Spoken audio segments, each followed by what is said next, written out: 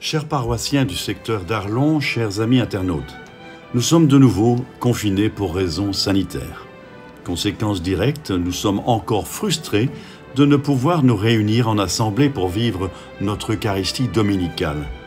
Et pourtant, notre vie paroissiale, notre vie de pratique religieuse, doit pouvoir continuer, mais sans doute autrement.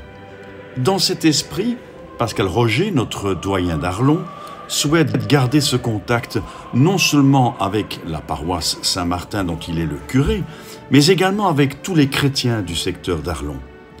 C'est ainsi que durant le confinement, Monsieur le doyen nous adressera chaque dimanche un message d'espérance, un message de fraternité. Pour bien mettre en évidence chacune des paroisses du secteur, ce message nous sera adressé chaque semaine depuis une église différente. Aujourd'hui, c'est donc depuis l'église Saint-Paulin de Frélange que ce premier message du confinement, en quelque sorte, nous sera proposé. Bonjour, voilà, c'est une nouvelle aventure qui commence puisque nous sommes de nouveau confinés et je tenais à adresser un petit message à chacun et chacune d'entre vous. Ce message, il vient de cette église, Frélange, une des plus vieilles paroisses du doyenné d'Arlon.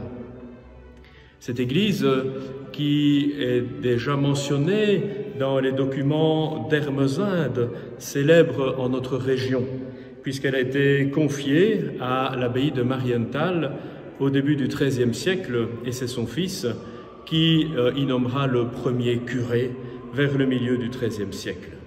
Donc un lieu symbolique qui montre que le christianisme a été là à toutes les époques de l'histoire, y compris en période de pandémie, y compris en période d'épreuve, et a été là comme pourvoyeur de sens.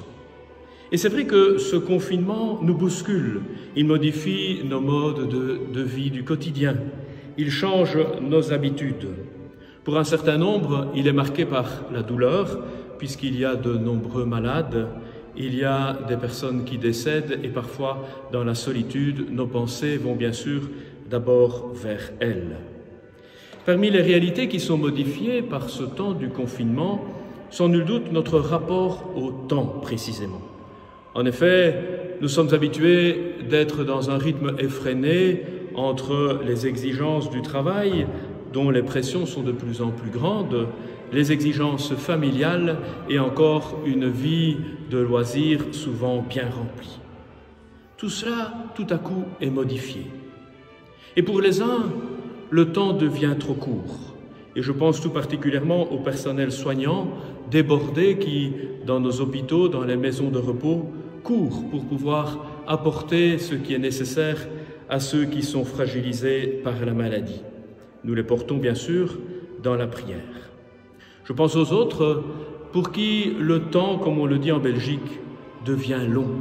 Ce sont les personnes isolées dans les maisons de repos, les personnes qui sont chez elles aussi privées de contact, ces grands-parents qui ne voient plus leurs petits-enfants, ou ces parents qui ne savent plus communiquer avec les leurs que par le biais des moyens modernes de communication. Le temps est long, on aspire à une rencontre vraiment comme on les aime, c'est-à-dire où l'on peut s'étreindre, où l'on peut se dire tout son amour. Puis il y a ceux aussi pour qui le temps est de l'argent et qui voient à travers cette période une situation délicate. Et dans la Bible et la tradition chrétienne, le temps c'est aussi le moment favorable. Si on réinvestissait le temps, habiter ces périodes qui nous sont libérées par ce temps de confinement, où peut-être nous pourrions être un peu dépourvus par manque d'activité, les habiter autrement, en étant attentifs aux autres précisément, en prenant le temps de téléphoner, de communiquer, d'échanger, en se donnant l'occasion d'être attentifs les uns aux autres. Finalement, saisissons ce moment comme un temps favorable, le temps favorable pour aimer. C'est ce que je vous souhaite. L'Évangile ne nous propose rien d'autre que cela, d'habiter toute notre existence d'amour, et nous pouvons être inventifs en cette période pour cela. À côté de cette invitation à habiter autrement le temps, il y a aussi des propositions que vous font les communautés paroissiales du secteur pastoral d'Arlon. Nous veillerons à ce qu'un certain nombre d'églises soient ouvertes. L'église Saint-Martin est ouverte aux horaires habituels et le dimanche matin, le Saint-Sacrement est exposé de 9h30 à midi. On veillera aussi à ce qu'un certain nombre d'églises des villages soient ouvertes le matin de 10h à midi. Les cloches rappelleront d'ailleurs que c'est le jour du Seigneur. Belle opportunité de consacrer un peu de temps en famille, autour de la parole, autour de la prière. N'hésitez pas à visiter le site internet, les sites internet, celui de la paroisse Saint-Martin, celui de Boguifra. N'hésitez pas aussi à vous affilier à l'infolettre et à téléphoner au presbytère de Saint-Martin, au secrétariat, si vous avez une quelconque demande. Les médias chrétiens aussi vous offrent de belles opportunités de participer à des liturgies dominicales revigorantes.